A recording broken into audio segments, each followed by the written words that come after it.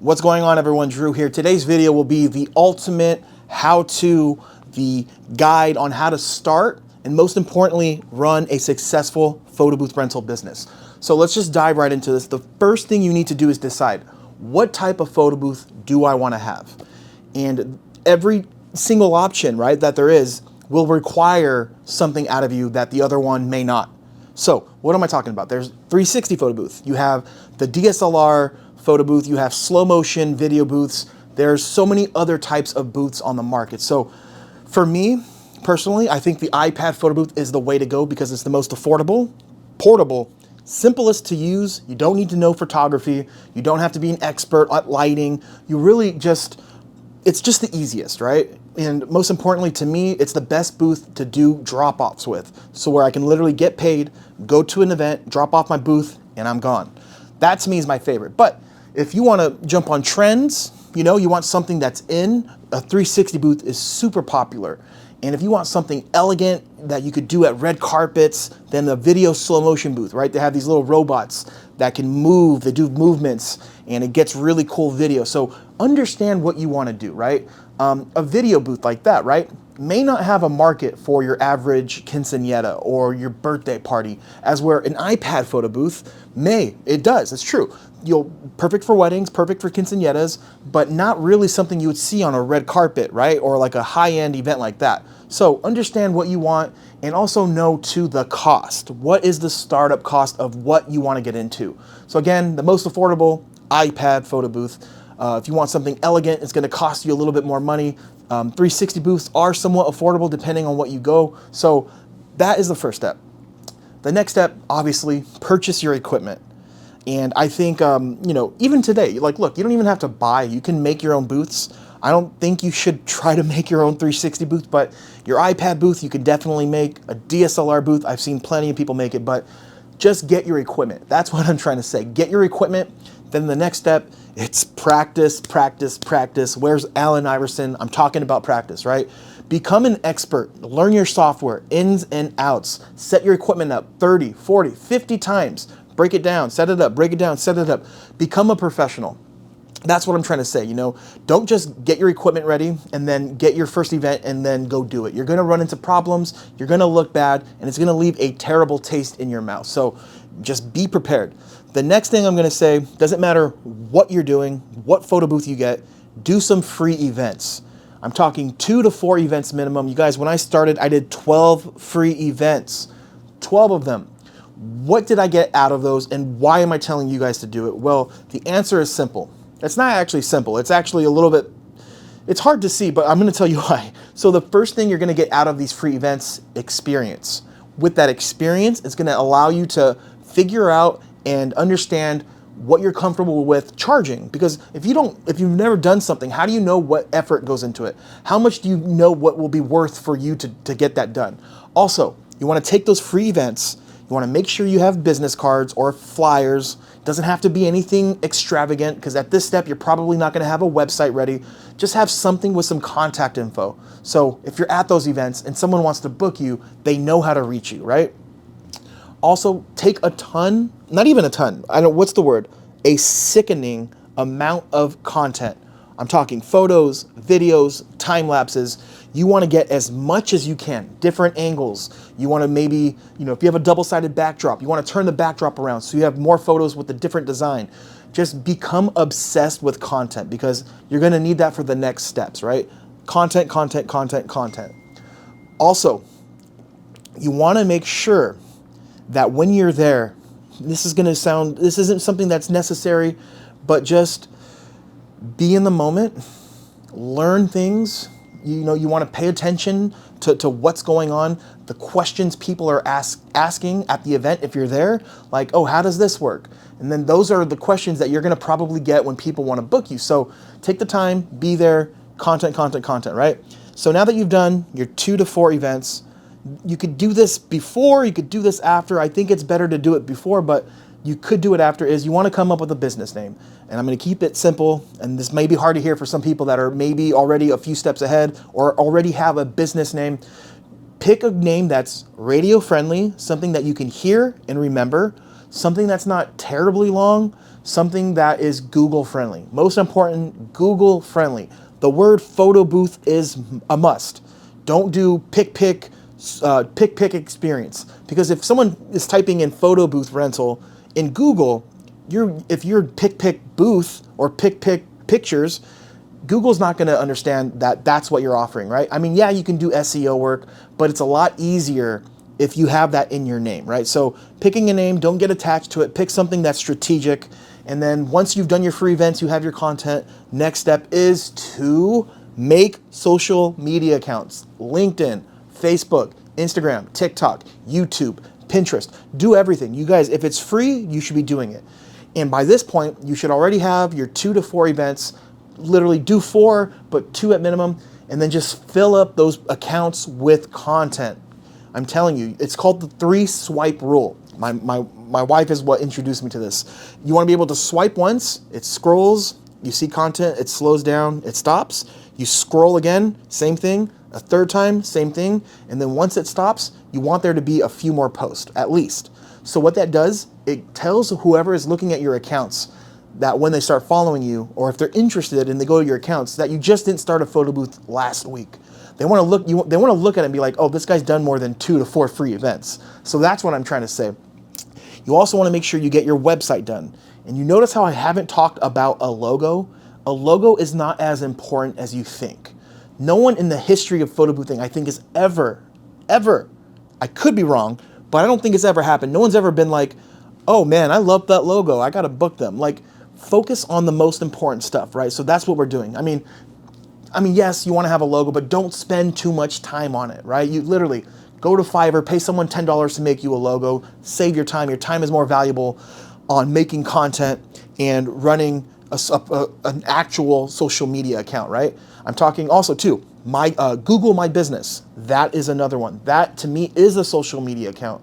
And I think it's really, really underrated, right? A Google My Business. And then also, you guys, when you're at those events, make sure you're asking for reviews on Google, on Facebook, any place that has a social media that can get a review, get them.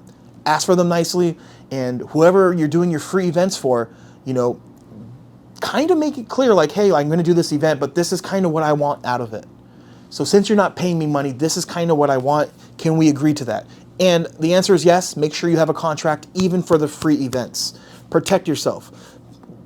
People can break your photo booth. It doesn't matter if you're getting paid or not. The event is the same. The people using the booth don't know it's free. So the contract needs to be there. So again, guys, even before all of this stuff, you got to make sure you have to have a plan, right? You have to follow these steps. It has to be done. And after you have your website, after you have your social media accounts, you have the photos, you have everything.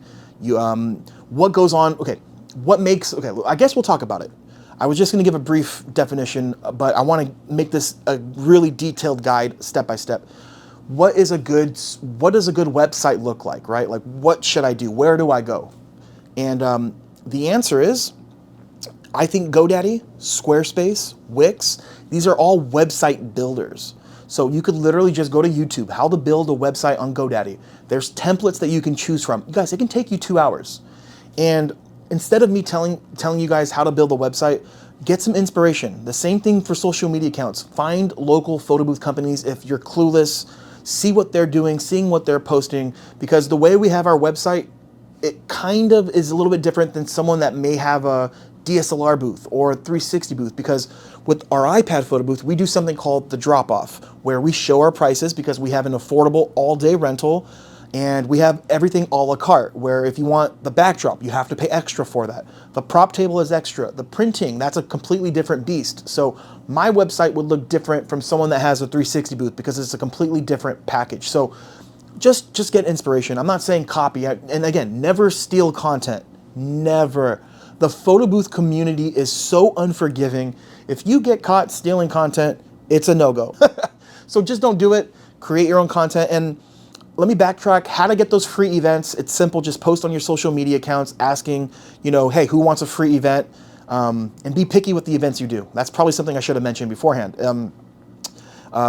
You don't want to do a backyard party with 10 or 15 people. That's not worth it for you. You want a venue that has, a venue, a place that's indoors where the photos will look good and you want a good amount of people there. I say a minimum of 75 and up. That way the potential of you getting more leads and getting paid work for those free events, it increases. The more people there, the better. So that's one way to do it.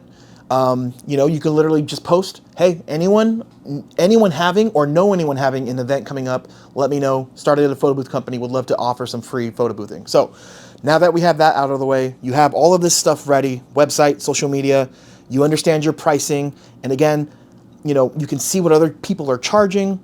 And that's probably a good gauge. I would say when you're starting off, kind of, maybe go a little bit below market so you can get some customers in, you can get more experience, and then you can adjust your prices. All right, so now let's move to, honestly, the most important part of this video, and it's leads. How to generate leads. Leads are when people contact you interested in renting a photo booth from you. Why are leads important? Because leads convert into customers. Customers equal money. Money in your business equals success. And the title of this video is how to start and run a successful photo booth rental business. So there's two options, you guys. You can spend time to get leads or you can spend money. The best place to be is to do both.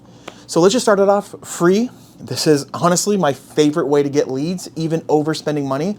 It's networking. What you want to do is contact venues, wedding planners, event coordinators, DJs, other photo booth companies, anyone in the event space. You want to make friendships, connections, and it's a little bit different, right? Not every single person you reach out to, you're not going to have that same relationship or you're not going to offer them the same thing.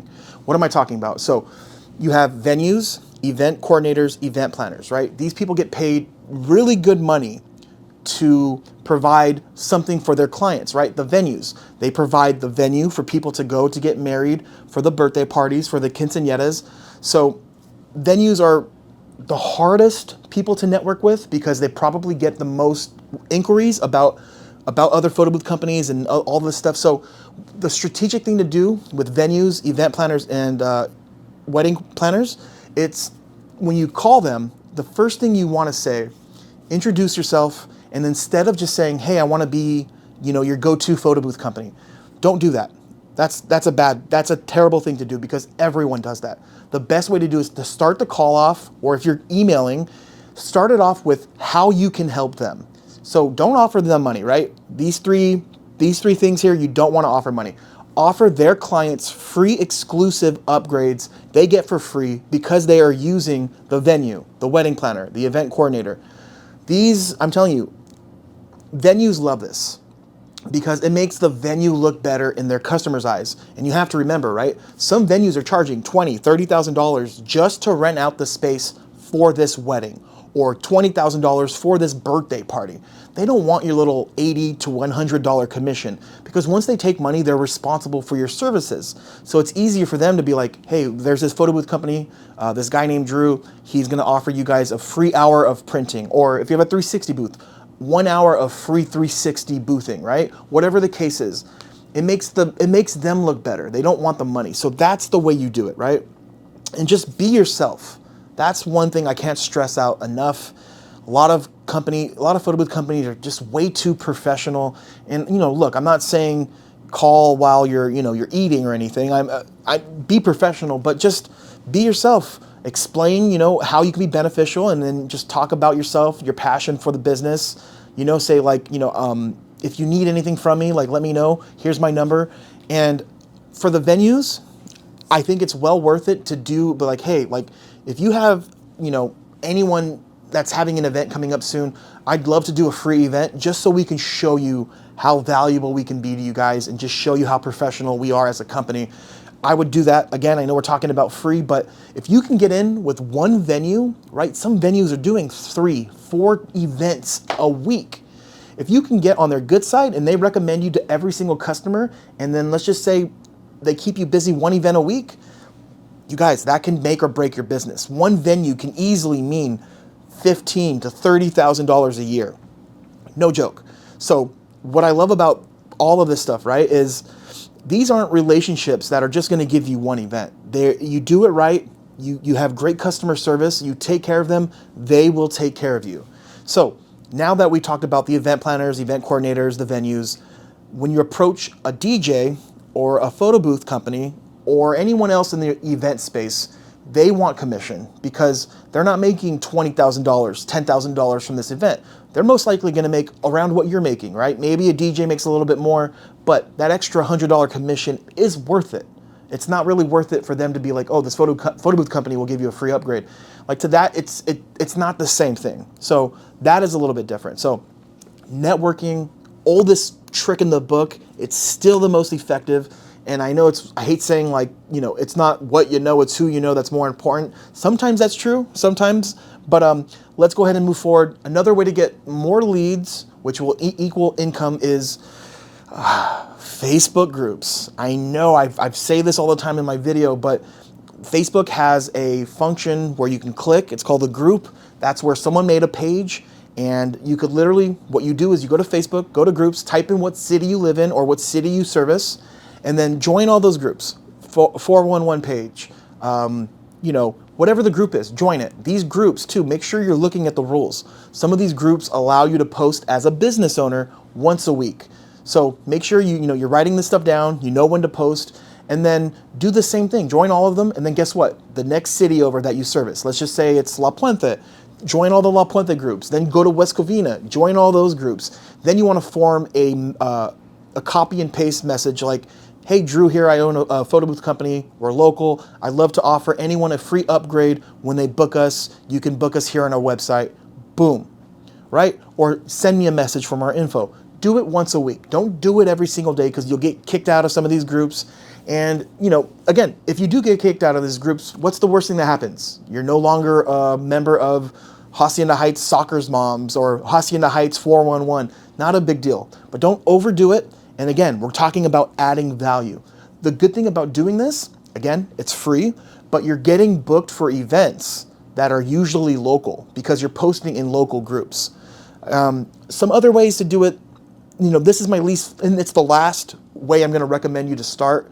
Try getting leads for free. I think it's kind of phasing out, but you could post on Facebook Marketplace, OfferUp, Craigslist. These are places where people are posting and they're trying to sell tangible things, but for some reason, people go to OfferUp or Facebook Marketplace, they type in photo booth looking for a photo booth rental company. The problem with this is people that are shopping for photo booths, the rentals on these platforms, like doing this, they're usually looking for the lowest priced person.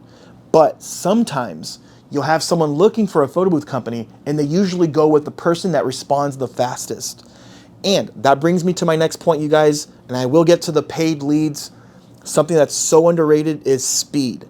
Being fast to respond, having your phone ready, answering calls, that will make or break your business too, because a lot of people do shop solely on speed. Some people are impatient.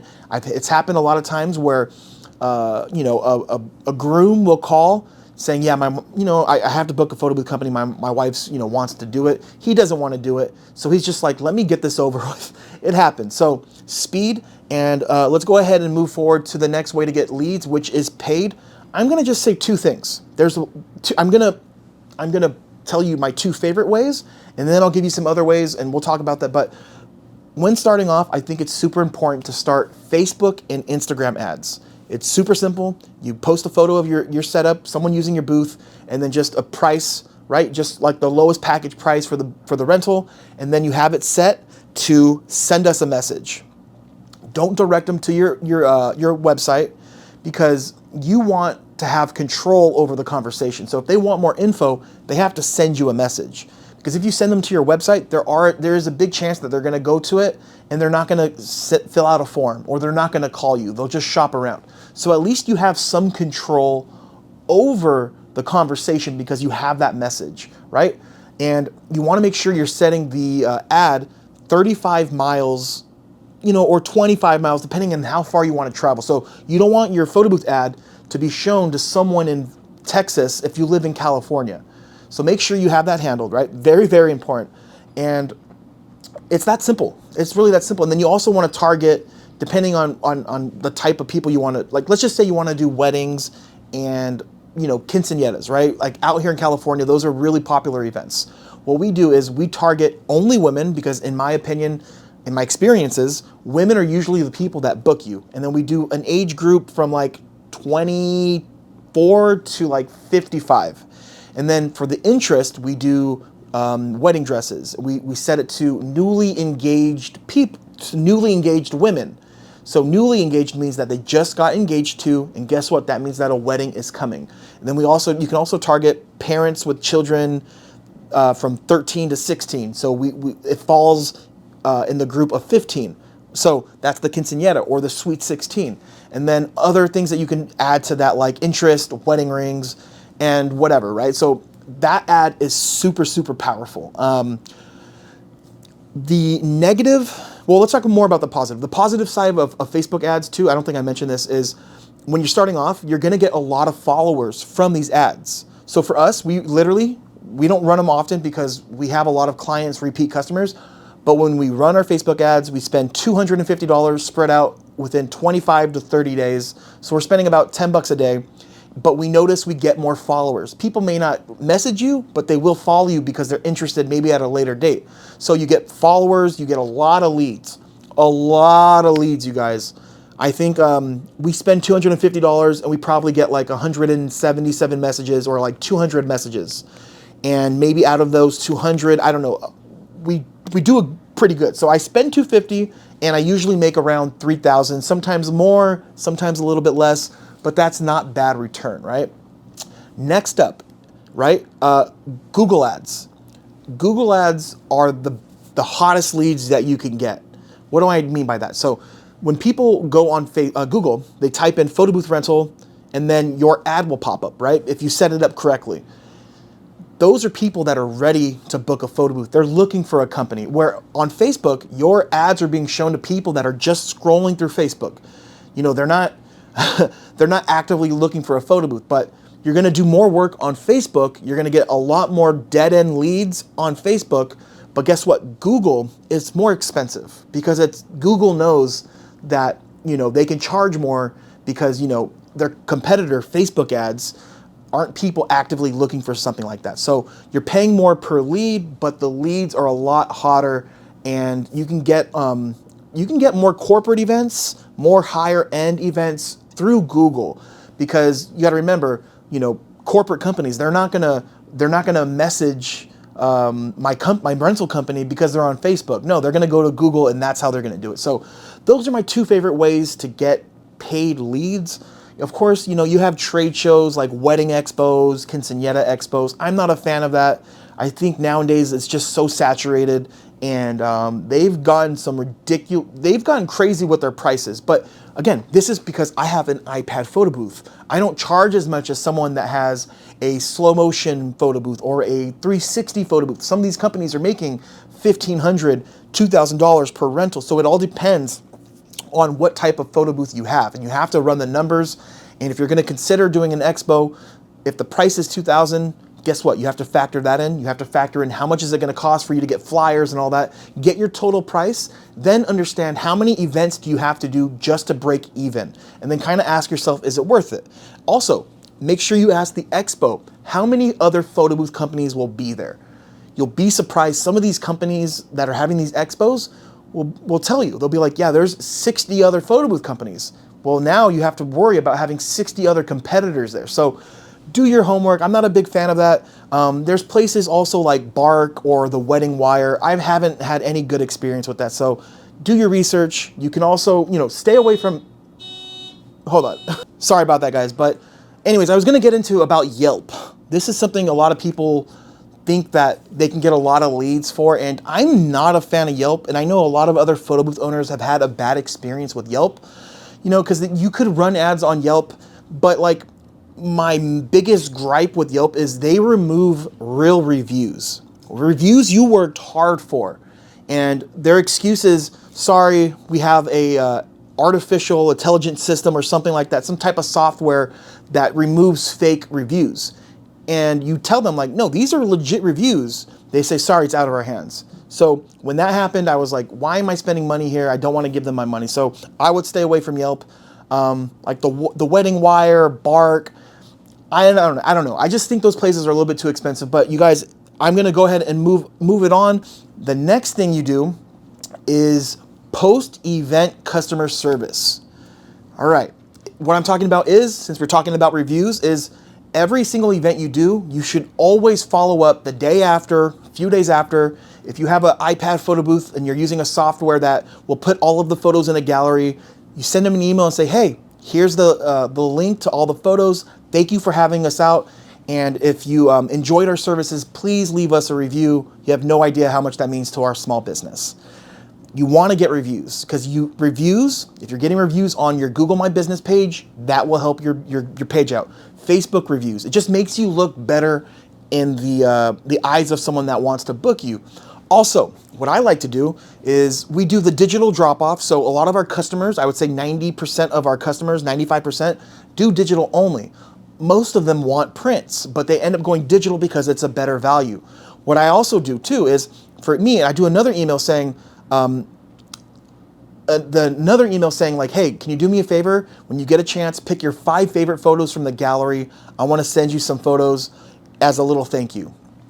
So then what I do is, right, so if they don't leave me the review, I send that email, and if they send me the 5 favorite photos, guess what? I print them out. I have a printer. It's like 58 cents to print 5 photos or something like that. It's really, really cheap. And then when I send it to them, I also leave a note, a handwritten note. Thanks again for having us. I hope you enjoy these photos. And if you can, please leave us a review. So it's always good to just kind of hammer that away, right? It's not always just about getting a customer and saying, after you get your money, you provide your service, forgetting about them. It's the follow-up. That's always a good thing too. So now that we're talking about following up, another thing that's gonna really help your business and make you a lot of money is when you get ghosted, or when someone asks for a quote and you give it to them and they don't respond, you have to follow up. You guys, I'm telling you, please, please, please write this down. Remember this. Just because someone ghosted you doesn't mean that they're not going to book from you. Sometimes people forget. Sometimes they're getting like 1,000 quotes. If you are one of the only other customers to follow up the next day, not customers, but like the potential photo booth companies, if you're the only one to follow up the next day after getting ghosted, you may get the lead. You may get the booking, right? So if someone calls you, you give them the quote, then they say, I'm going to call you back tomorrow. You don't get a call back tomorrow. Pick up the phone. Say, hey, Drew here, checking in with you. I know you got that quote. I want to make sure we get this set for you. Do you have any questions for me? If they pick up the phone, a lot of the times it's just like, oh yeah, so sorry, I got busy. Or they'll say, hey, I already booked another company. Good, then you can mark them off the list. But guess what? If they don't pick up the second day, call the next day. I'm not saying spam them, just once a day. And then on the 4th day, get a little creative with it. Send a little video via text message. Hey, Drew here. I know you're busy. I know weddings can be a lot to plan, but I want to make sure we get you set. We only have limited availability. Let me know. Boom. Just keep asking, right? You're either going to get a yes or a no. The yes equals money. The no gives you an opportunity to ask, okay, well, why didn't you book with us? If you don't mind me asking that. Oh, I booked another company. They have a way lower price. That's fine. You know what that tells you? That tells you that there's people charging less than you, which is a good thing. You don't always want to be the lowest, right? Or sometimes that feedback may be, yeah, we're not booking with you because I didn't like the way you explained this. And I'm telling you, sometimes that might happen. I've had a person say they didn't want to book with me because they didn't like how short answered I was. And this was something I took to heart. I was upset at first. I was like, man, this was early on my photo booth journey. I was so upset, you guys. I was like, oh, this person doesn't know how to do business. I'm busy. Like, what do they want me to write? What do they want me to write an essay? And I went back and I stopped and I was like, maybe this is an opportunity for me to grow. And I looked back at the messages and I was right. Shoot, I'm sorry. They were right. I was just yes or no answers without fully explaining everything. And I can see how to some people that may be off-putting. So I took that as an opportunity to grow, and it's never happened again. I think I have really good customer service, and this is something I've learned. So you either get a yes or you get a no. So now that you've done all of this, another way that you can grow your business. So if you have any type of photo booth, 360 booth, where you could put a phone number in and get your stuff, or if you have an iPad photo booth or a DSLR photo booth that has a software where you can put in phone numbers and email addresses, A great way too is to use those phone numbers and emails to market people that have used your photo booths as potential customers. Of course, you have to use a disclaimer to do this. So whether you have a disclaimer on the photo booth or in your contract, you have to make sure that's agreed. You can't just, not tell anyone that you're going to text them or email them, because that is like a privacy issue. So anyone that uses our photo booth, we have access to all the numbers and emails. We don't really use the phone numbers anymore. We just send out emails saying, hey, thanks for using our photo booth. If you have an event coming up, please let us know. Here's our current deals. We'd love to give you a special. That's it. So it's all about maximizing the potential and getting people's eyes on your business. And obviously things I didn't mention, like make sure you have business cards once you have your website done, have your website there, a QR code. And obviously you can always brand your photo booth, but this is just this is just like the basics, like the how-to basics 101, how to start and run a successful photo booth business. Obviously, I'm not going over the legal stuff. Everyone's always asking about an LLC and all that stuff. That's stuff that you need to figure out. Do you want to be an LLC, or do you want to start off as a do business as? Because you guys, in California, it's different from New York or Texas. The laws are different. So this is just the how-to, right? Not the legal nitty-gritty stuff. And of course, I'm going to end this video by saying thank you guys so much for watching. You have no idea how much I enjoy the comments, you guys calling me and buying photo booths, and we're starting something really, really cool here.